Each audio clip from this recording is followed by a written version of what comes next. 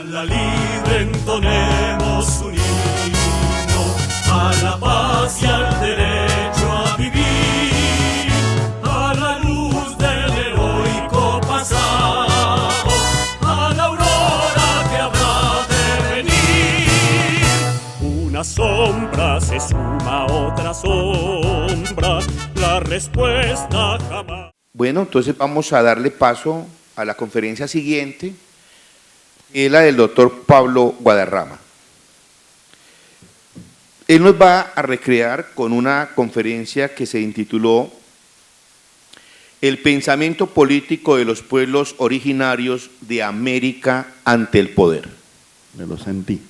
Bueno, las ideas que vamos a presentar son, diríamos, en este trabajo anterior valorábamos el tema de las concepciones sobre los derechos humanos y la democracia en el pensamiento amerindio. Acaba de ser también traducido al italiano este libro, y para demostrar un poco que los derechos humanos y la democracia no son una conquista exclusiva de la cultura occidental, como estamos acostumbrados a ver, sino que pueblos también de otras culturas, de la India, de China, de Babilonia, ¿no? Y también nuestros pueblos tuvieron sus reflexiones de carácter político, ¿no? Y ahora, primero, partimos del presupuesto de que si las culturas amerindias más desarrolladas, sobre todo la inca, la maya, la chibcha, tuvieron instituciones políticas, ¿cómo no vamos a pensar que tuvieran pensamiento político? Si tuvieron también instituciones jurídicas, porque tuvieron formas también de control, ¿no es así?, de penalización, etcétera, ¿cómo no van a tener pensamiento jurídico? ¿No? Entonces, esa es un poco la tesis esencial, ¿no?, de nuestra reflexión. Otra cosa es ya cuestión de si tuvieron o no ideas filosóficas. Bueno, eso lo desarrollamos en otro libro nuestro publicado por Planeta hace ya algún tiempo, y ahora lo va a reeditar Random House. Eso es otro debate. Pero lo que no cabe la menor duda es que el argumento de que ese pensamiento era mítico y no racional, olvidan que Aristóteles decía que el mito era un elemento de racionalidad, y no había que esperar por Claude Lévi-Strauss para que dijera, no es así, que hay mucha racionalidad, no es así, en los mitos. Por lo tanto, es un preámbulo. Nadie duda de que los jonios tenían pensamiento filosófico, no es así, pero yo no he visto mucha, en los mitos de Platón, en los mitos, no, muchas ideas filosóficas, pero bueno, eso es otro debate. Lo cierto es que parece ser que cada vez hay más consenso, no solamente en el ámbito intelectual latinoamericano, sino también europeo, de reconsiderar esa idea de que la filosofía nació en Grecia en el siglo VII antes de nuestra era, y que el primer filósofo fue Tales de Mileto, cuando sabemos que Tales ni siquiera era griego, era fenicio, y además se educó en Egipto, ¿no es así? Y donde surgió el episteme, según decía Aristóteles, ¿no?, la sabiduría, porque allí a los sacerdotes les era dado el don del ocio oculto y podían dedicarse a las reflexiones no solamente cosmológicas, geométricas, etcétera, sino también filosóficas. Pero bueno, lo cierto es que parece ser, a partir de informes de cronistas, informes de sacerdotes, informes de funcionarios de la conquista, de la colonización, que reconocieron la existencia de instituciones políticas y jurídicas, aparte de las religiosas, de las educativas, de las artísticas, de otros tipos de instituciones, porque nos preocupan todas las instituciones que hubo en el pensamiento y en la cultura amerindia, como también de luego después en nuestra modernidad malograda, como digo yo, y no el amigo Rubén Jaramillo Vélez. Yo no creo que está postergada, como diría Habermas. Una vez discutimos con Habermas en Berlín sobre este tema. Tal vez en Europa habrá otro tipo de modernidad, pero en nuestro caso no es que no nos tocó el turno. No, es que la modernidad participamos de ella, pero como dice Octavio Paz, recogiendo las migajas en el festín de la modernidad. Pero bueno, lo cierto es que indudablemente hubo determinadas instituciones que expresaban relaciones de poder y de respeto al poder, pero también de cuestionamiento al poder. Es decir, que hubo también pensamiento contestatario con relación al poder, y por eso hubo insurrecciones indígenas, incluso no solamente contra la llegada de los españoles y los portugueses, sino también contra los aztecas, contra los incas, ¿sí? Que hubo también reflexiones de reacción contra los poderes imperiales mayas, incas, aztecas, ¿así? O los que probablemente pueden haber sido considerados imperios, porque ese es otro problema. No siempre, por ejemplo, los chibchas no tuvieron un imperio propiamente dicho, eran una especie, y los mayas tampoco, eran estados-naciones, pero también había insurrecciones, había, ¿no?, enfrentamientos, y por eso fueron bien aprovechados por los, bueno, Hernán Cortés, si no hubiera sido por los tlaxcaltecas y otros pueblos, no hubiera conquistado fácilmente, ¿no?, a Montezuma. De manera que parece ser que en los pueblos originarios hubo un pensamiento político y un pensamiento jurídico, y que hoy en día, a través de los pueblos testimonios, como diría Darcy Ribeiro, este antropólogo brasilero, se demuestra que también tenían, ¿no?, concepciones de carácter ético, de carácter antropológico, de carácter jurídico, de carácter político. Por otra parte, el hecho de que no solamente admitiesen, sino que se enfrentasen a poderes religiosos, como en el caso de la cultura teotihuacana. ¿Qué quiere esto decir? Bueno, pues se cuestionaban el poder también de algunos sacerdotes, ¿no?, y que también se expresaba ese pensamiento en instituciones y en personajes. Que no se llamaban filósofos, porque el término es griego. Bueno, ya eso Diógenes Laercio lo dijo. Bueno, el término es griego, pero la filosofía existía entre los cenoteos, los caldeos, los persas, los judíos, los hebreos, ¿entienden? Mucho antes que los griegos, ¿no es así? Lo que pasa es que aquí los chibchas le llamaban sipas y saques, los aztecas le llamaban tlamaltines y los incas le llamaban amautas, sabios, ¿no es así? Eso eran los que había, y eran los que tenían la reflexión sobre la ética, el pensamiento político, jurídico y demás. Y además reflexionaban sobre el poder que tenían esas instituciones, y sobre todo el poder de cooptación, de manipulación ideológica, que incluso no tenía nada que envidiar. Por ejemplo, cuando los incas conquistaban a los quitus en Ecuador, utilizaban mecanismos de cooptación y de temor, presentándose ellos a sí mismos como un poder sobrenatural. Y eso era muy natural, los aztecas también lo hicieron, ¿no es así?, con otros pueblos periféricos. Se presentaban como que tenían sobrepoderes y que por lo tanto, por esa razón debían de subordinarse, ¿no? Muy similar a los famosos requerimientos que implantaron los cristianos cuando llegaron, ¿no es así?, aquí, ante los taironas, a decirle, bueno, si ustedes no aceptan la voluntad de Dios y el rey deben ser esclavizados. Bueno, un sacerdote aquí en las playas de Bucaramanga, de Santa Marta, sintió tanta vergüenza de aquel requerimiento leído en castellano antiguo que ningún tairona entendía, por supuesto, ¿no? Pero eran los mismos mecanismos que utilizaban los incas con los pueblos mapucos, guaraníes, con los aymaras, ¿no?, o los aztecas, es decir, eran también. Por eso hay una metáfora muy bella. Dice, no, el problema es que con la llegada de los españoles aquí, no es que había unas ovejas perdidas y que encontraron a su pastor. No, no, no. Aquí lo que había era lucha de lobos imperiales también, porque los aztecas eran un imperio que dominaba, ¿no es así? Los incas un imperio que dominaba, y además que tenían un poder administrativo envidiable. El padre Francisco de Acosta, cuando llegó y aquello, incluso dice, estas repúblicas son superiores a las nuestras, y utiliza el término república. Un jesuita del siglo XVI. Impresionado por la forma en que tenían los tributos, impresionado por el sistema de correos, impresionado por el sistema de control económico de los PUS, ¿no?, impresionado por las formas de dominio jurídico y político y militar. Entonces, si tenían todas esas instituciones, ¿cómo vamos a decir que no tenían instituciones? Pensamiento político y jurídico, ¿no?, estos pueblos ante el poder. El hecho de que también la guerra fuera un instrumento, una institución, ¿no?, de control, pero también de temor, ¿no es así? El hecho de que la guerra fuera utilizada también, incluso la esclavitud, porque son instituciones la esclavitud, ¿no es así? Pero la esclavitud en estos pueblos era distinta a la grecolatina. No era esa esclavitud individual, no, era una esclavitud en que el esclavo incluso tenía determinados derechos. Podían hasta votar cuando iban a la guerra los esclavos, y era por un tiempo determinado nada más. Y eso Garcilaso de la Vega lo demuestra en todas sus, ¿no?, sus reflexiones. Y el padre de la casa también. Hay muchas expresiones, como cronistas Hernando de Santillán y otros, en que impresiona cómo ellos, los esclavos, que era una forma de institución por penalidad parcial ante determinados delitos, pues, ¿qué quiere decir eso? Que tenían un respeto ante ese tipo de poder, en este caso, de la esclavitud. Además, el hecho de que manejaran la búsqueda de esclavos solamente para esclavizarlos, pero también para mantener a unos pueblos. Y es interesante un fenómeno.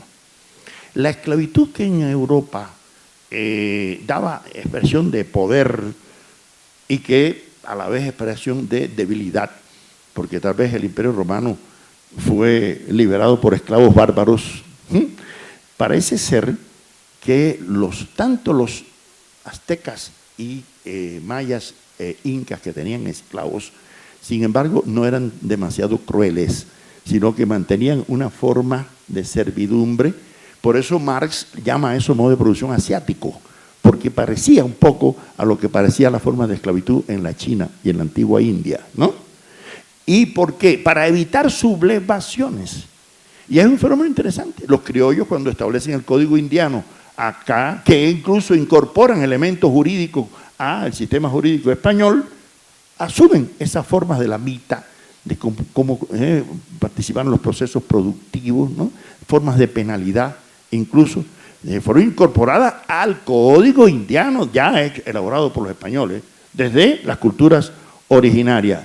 Es decir, que no podemos estar siguiendo con la idea de que la historia de América comenzó una mañana radiante en el Caribe, en que el 12 de octubre de 1492 desembarcara, ¿no? Y entonces, ¿la historia anterior qué? No existía. No existieron esas instituciones y ese pensamiento político. Y por lo tanto, estamos interesados en demostrar que en todas estas culturas hubo un pensamiento, ¿no? Y hubo realmente formas de elaboración teórica, que no la plasmaron en gruesos tratados como estos que casi nadie se lee, ¿no? Sino los expresaban ¿dónde? De manera oral, respetaban más la oralidad que nosotros que tenemos tantos códigos escritos, ¿no? ¿Así? Y todavía las comunidades indígenas son más respetuosas de la legalidad ética, ¿sí?, que de la jurídica que se plasma en las constituciones y en los reglamentos, ¿no?, de leyes establecidas por la escritura. Pero tampoco me vengan con el cuento de que porque la escritura era pictográfica o eran jeroglíficos, no eran capaces de expresar reflexiones teóricas. ¿Quién dijo eso? Y entonces las culturas de los pueblos asiáticos, ¿no?, de la escritura china, la escritura, ¿no es así?, japonesa y todo, ¿no? Además, está demostrado y lo demuestran unidades investigadores que en las expresiones, incluso hasta de los quipús incas y de las famosas tablas de los mayas, había una forma alfabética y una forma de expresión de pensamiento abstracto y no solamente de pensamiento concreto. Por lo tanto, yo creo que nosotros tenemos que reconsiderar que en estos pueblos que además a veces se dice, no, es que no tenían libros. Cuidado, que Pedro Martí de Anglería demuestra que sí tenían libros. Lo que pasa es que en lugar de utilizar, ¿no?, un alfabeto al estilo nuestro, utilizaban otras formas de expresión en los códices que aún se conservan, por suerte, algunos no fueron quemados, ¿no?, y están en Dresden y están en Londres, algunos, ¿no?, con expresiones pictográficas, pero con todas las reflexiones sobre las relaciones interpersonales de dominio y de explotación y de subordinación y de esclavitud, etcétera, etcétera. Por lo tanto, se puede llegar a la conclusión de que nuestros pueblos amerindios, no es que tampoco vayamos a idealizarlos, ¿no?, y se nos vaya la mano, como algunos amigos que en algunos momentos llegaron, ¿no?, a creer que aquí se descubrió por la filosofía antes que... No, eso es absurdo. Nosotros somos hijos también de la cultura griega y de la cultura latina, romana, ¿no es así? Pero como me decía Leopoldo Sea en una ocasión, que cuando llevaron a una cabezota olmeca así a la exposición de la UNESCO en París, André Malraux, el gran novelista francés, le dijo: ustedes los mexicanos deben sentirse orgullosos de esa cultura olmeca, igual que nosotros los franceses nos sentimos orgullosos de la cultura grecolatina. Leopoldo Sea le pidió al ministro de Cultura de México, le dijo: mire, déjeme a mí y le voy a responder. Le dijo: mire, señor Malraux, nosotros los mexicanos somos más orgullosos que ustedes, los franceses, porque resulta que es que nosotros también somos hijos de la cultura grecolatina igual que ustedes. Mire, yo estoy hablando una lengua romance y usted habla en francés, yo hablo en castellano, ¿no es así? Y nuestro derecho, nuestra filosofía, nuestra religión, nuestro arte, todo, ¿de dónde proviene? También de la cultura grecolatina, pero tenemos una ventaja con ustedes. También proviene de la olmeca, de la azteca, de la chichimeca, de la chicha, de la maya, de la inca, pero también de la que vino del África, de la guaraní también, pero de la yoruba, abacuá, nigeriana, todo eso. Y también de las que vinieron del Asia por las migraciones del Pacífico. Por eso José Vasconcelos, el gran pensador mexicano, decía que América es crisol de raza cósmica, donde se integran, ¿no es así? Todas las razas. Y por lo tanto también tenemos que sentirnos herederos de Platón y herederos de Aristóteles, y herederos de Hegel y de Marx y de todos los autores como otro ciudadano cualquiera. Lo que nosotros no debemos subestimar, que también nuestros pensadores. Quiero hacer una anécdota personal y Rubén me puede rectificar. La primera vez que participamos, hemos participado en varios congresos, nunca aparecía un latinoamericano entre las fotografías. Una vez se lo dije a Rubén, chico, ¿por qué no ponen también aquí algún, no? Y entonces en el anterior ya no solamente está Rawls y Dworkin y Haber, no, pusieron a Guillermo Hoyos. Me alegra mucho que ahora no solamente está Guillermo Hoyos, sino que está Oprini también, ¿no es así? Es decir, que poco a poco vamos ganando reconocimiento de que también tenemos pensadores en el plano filosófico, jurídico, político, religioso, ¿entiende? Que forman parte de la cultura universal en ese proceso de transculturación, como llamó el cubano Fernando Ortiz, y no eculturation, como decía Bronislav Malinowski, hasta que fue a La Habana y estuvo un mes discutiendo con él y dijo, bueno, es verdad, no hay tal aculturación, lo que hay es una transculturación. Y eso es lo que nos da hoy el proceso de globalización. Todos estos pueblos amerindios, como queramos llamarle, tenían incluso concepto de poder, fíjense, tenían concepto de control territorial. Y no solamente control territorial, tenían ideas de control más allá de sus espacios, ¿no? El Lab Yayala, ¿no es así? En el caso de, ¿no? O el Mayap de los mayas, era una visión del espacio en el que se sentían dueños, se sentían con poder, se sentían con control. Yo quiero decirle, por ejemplo, no voy a citar mucho, nada más que algunas. Por ejemplo, ¿qué dicen las casas? El Pachacuti. Lo que puedo decir de ellas, refiriéndose a esa cultura, que todas estas gentes eran muy políticas y prudentes. Está diciendo el padre de la casa. Tenían sus reyes, señores, grandes a quienes obedecían en gran número de vasallos, porque eran numerosas las gentes que en aquel reino había. Tenían maravilloso gobierno. ¿Cómo van a tener gobierno y no van a tener pensamiento político? Leyes, costumbres buenas. Vivían en paz y justicia. Y de esto puede argumento claro bastar multitudes de poblaciones llenas de gente pacífica que se hallaron cuando primeramente fueron allí los nuestros, a lo cual ayudaba la conformidad y la unidad de la lengua. Eso está en las crónicas de los cronistas. Las casas llevó a un cacique purépecha ante el trono del rey, para que viera que eran gentiles, que eran humanos, que eran gente, ¿no? Que eran racionales. ¿Ustedes saben lo que pasó? Cuando terminó aquella presentación, le dice el cacique a las casas en lengua náhuatl, que era la lengua común de los aztecas, ¿y cómo eligen ustedes al sucesor del rey cuando muere? Y las casas, que no entendía bien la lengua náhuatl, le dice, ¿cómo es eso? ¿Elegir qué es eso? No entendía la palabra elegir las casas. Y eso lo cuenta el propio Las Casas. Y le dijo, sí, ustedes no hacen igual que nosotros, que reunimos a los ancianos, a los jóvenes, a las mujeres, a todo el mundo, y escogemos el más fuerte, el más capaz, el más inteligente, el más valiente, y ese debe ser el nuevo rey, no importa que no sea hijo ni pariente del que ya murió. No, eso no era democrático, porque no habían leído a John Locke, ¿no es así? Ni a Montesquieu, para ser democrático, ¿no? Y todavía hay pueblos que se cree que tienen el democratómetro perfecto para medir la democracia que hay en otros pueblos, ¿no es así? Ese es el gran problema. Y hay pueblos que eligen a un presidente con 3 millones de personas en contra, pero bueno, aquella democracia es perfecta, ¿no? Y cuando hay elecciones en Nicaragua, en Honduras, mandan observadores de Estados Unidos y de Suecia para ver si son...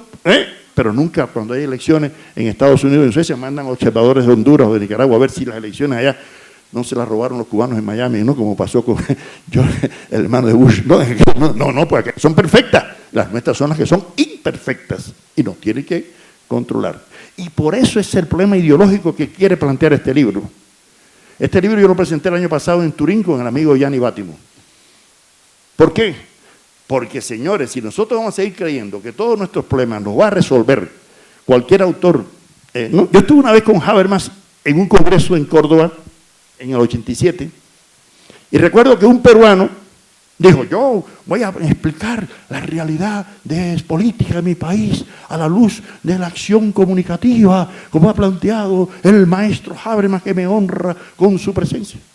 ¿Usted sabe qué le dijo Habermas en su inglés ahí? Bueno, le dijo, mire, yo tengo mis dudas de que la teoría de la acción comunicativa, que entre paréntesis Apple siempre nos decía que era de él, no de Habermas, pero bueno, es otra historia, está elaborada para Europa Occidental, donde la modernidad tiene un desarrollo de la tolerancia, de la democracia, del espíritu, ¿no? Pero yo dudo que un país como Perú, que tiene récord mundial de golpes de Estado, ¿no es así? Encima mi teoría de la acción comunicativa, así le dijo Habermas, aquel peruano de la Universidad Católica, me acuerdo, ¿no? Entonces, señores, si ese acto tan honesto, mi pareció de Habermas, ¿no es así? Para decirle que, ¿no? Y por eso José Carlos Mariate decía, no, espérese, aquí hay que interpretar la realidad peruana con nuestras propias herramientas y no pensando que viene, ¿no? Y por eso Vittorio Codovilla no lo invitó a la reunión del Partido Comunista en Buenos Aires en el año 29, porque había hablado de ensayos de interpretación de la realidad peruana, cuando la realidad peruana no existe, lo que existe es modo de producción capitalista, con burgueses, proletario, O sea, el enfoque clásico de un dogmatismo que no tiene nada que ver con el marxismo, por supuesto, pero bueno, por tal lo entendía. De manera que, como no me gusta abusar del tiempo, voy a ir a las conclusiones directamente de lo que vamos a proponer. Repito, este trabajo es inédito, lo presento por primera vez, doctor Rubén, por lo tanto estoy abierto a cualquier... Es una continuidad del que está aquí y es una continuidad del anterior, pero no está publicado. Y por lo tanto, para eso uno viene a los congresos también, para que lo critiquen, ¿no es así? Y entonces yo tomaré atenta nota, como hacen los diplomáticos, ¿no? Y los incorporaré a la versión definitiva. ¿Qué conclusiones proponemos? Primero, que existen razones suficientes para argumentar favorablemente la existencia de formas de pensamiento racional en los pueblos originarios, aun cuando en algunos casos se expresasen a través de mitos, si bien esta no fue su única forma de manifestarse. Los diálogos sostenidos por algunos conquistadores como Cortés y Pizarro con Montezuma y Atahualpa, por algunos conquistadores repetidamente sobre sus múltiples cuestiones relacionadas con el extraordinario poder, constituyen pruebas fehacientes del grado de desarrollo del pensamiento político y jurídico alcanzado por los pueblos originarios de América. Esa es la primera tesis que lanzo al ruedo del debate. Segundo, el pensamiento político de estos pueblos ante el poder en lo que se después llamarían América, ¿no? Fue muy heterogéneo, en correspondencia con los diversos grados de desarrollo socioeconómico y de organización político-administrativa que estos tuvieron. Pero tal heterogeneidad no justifica desconocer o subestimar su existencia y significación, incluso de los pueblos menos desarrollados, no solamente los que tuvieron grandes imperios, ¿me entiendes? Por el caso aquí de los chichas, o el caso de los mapuches por allá, o los guaraníes u otros. Ciertamente unos llegaron a tener estructuras bien centralizadas y bien controladas administrativamente, que hicieron que fueran llamados reinos o imperios por los europeos, en el caso de los aztecas y el inca. Otros solo lograron tener especies de pequeñas ciudades-estados, como los mayas, o confederaciones como los chipchas, y algunos ni siquiera llegaron a ese tipo de organización política, pero tenían otra forma de organización política. Sin embargo, su cohesión sociopolítica y cultural los ha hecho sobrevivir hasta nuestros días. ¿Y por qué han sobrevivido? Porque tenían instituciones y tenían concepciones, ¿no? Y tenían valores jurídicos, éticos, políticos, filosóficos, religiosos, ¿no? Por eso han sobrevivido. Sin embargo, su cohesión sociopolítica los ha hecho enfrentarse no solamente al conquistador europeo, como en el caso de los mapuches, los guaraníes, los pijaos, los tarahumaras, que todavía siguen, lo que pone de manifiesto que todos tenían un pensamiento político contestatario, de enfrentamiento, ¿no? Sus normas ético-jurídicas de control social, aun cuando fuesen resquebrajadas mayormente por la imposición de otro tipo de jerarquía monárquico-ibérica u otro tipo de religión, más sofisticada, de mayor dificultad para su comprensión, en algunos casos ha logrado sobrevivir. Esto demuestra que que han estado bien enraizadas en los pueblos originarios y han cumplido de manera cabal su papel en la cohesión sociopolítica de esos pueblos. El hecho de que los conquistadores iberos quedaran sorprendidos, no solo por las edificaciones, lujos, mercados, vías comunicativas, sino también instituciones de carácter político, jurídico, religioso, educativo, artístico, militar, en los pueblos originarios más desarrollados, como lo demuestran muchos relatos de cronistas, evidencia que sabían comportarse ante esas instituciones ni mejor ni peor que los pueblos de la antigüedad, considerada clásica, porque parece que lo clásico solamente es, ¿no?, lo europeo. Y por eso Leopoldo Sea insistiría que hay que reivindicar esos valores de ese pensamiento, ¿no? Ni más ni menos que lo de otros hombres y de otras culturas, ¿no es así? Simplemente tenían características que lo distinguían de otras culturas de la humanidad, pero también eran expresión de esa controvertible condición humana, que es un proyecto internacional que hemos dirigido con la UNESCO para enfrentarnos a los que pretenden hablar de una naturaleza humana para caer en los socialdarwinismos al estilo de Lombroso y Ferri, ¿no? O de una presunta esencia humana más allá del topos, como Marx incluso cayó en el error en sus tesis sobre Feuerbach, ¿no?, al mencionar, después lo rectificó, pero también en ese concepto. El argumento de no poseer el lenguaje escrito, no desarrollar un pensamiento político, eso es una tesis tan endeble como considerar que por esa razón no tuvieron pensamiento religioso, ni ético, ni jurídico, ¿no? Y hay innumerables instituciones reconocidas por cronistas de esa época, misioneros, funcionarios, de muchas fuentes que lo demuestran y han servido no solamente rescatadas en el código indiano, como hemos dicho, sino también en el reconocimiento. Por eso, hoy, el hecho de que, como nuestro José Martí, cuando digo nuestro, no lo digo como cubano, sino como latinoamericano, porque Martí no nos pertenece solamente a nosotros, donde menos vivió fue en Cuba. Y fue cónsul de Uruguay, de Paraguay, ¿no?, y representó, ¿para qué? Pero Martí, yo tuve un gran sentimiento, estuve la semana pasada en Tampa y fui allí a ver las tabaquerías donde Martí daba sus conferencias, ¿no? Impresionante en el siglo XIX que llegara a eso, ¿no? Y decía Martí que hay 7 mesinos, los que se avergüenzan de su madre indígena, de su madre chola, de su madre negra, de las que no confían, ¿no?, en la historia de su pueblo. Martí decía, para gobernar América hay que conocerla en su historia desde los incas acá al dedillo, aunque no se estudie suficientemente a veces la de los arcontes de Grecia, porque los nuestros no son más necesarios. Y así se enfrentó José Martí a lo que el uruguayo José Enrique Rodó llamaría la nordomanía, pensar que todas las soluciones vienen del norte. De ahí yo creo que la significación cultural e ideológica de transmitirla a esas nuevas generaciones que están ahí delante, ¿no?, la necesidad de conocer un poquito mejor, no solamente a Aristóteles, a Platón, a Confucio, ¿tú entiendes?, a Buda, porque cuando yo estudiaba filosofía en la Universidad de La Habana, había un libro que decía, el libro de Emile Breyer, ahí está, Confucio es una especie de Sócrates chino. Un día en Buenos Aires, compro el librito allí en Corriente, en la calle, breve historia de la filosofía china de Hu Guailu. Y dice, Sócrates es una especie de Confucio griego. O sea, todo depende de cómo usted mire la historia, ¿entiende? Entonces uno tiene el deber de conocer esos valores de otras culturas, de otros pueblos.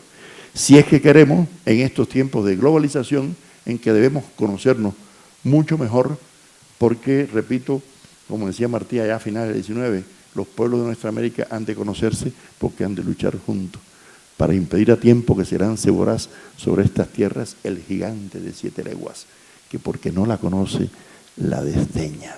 Muchas gracias.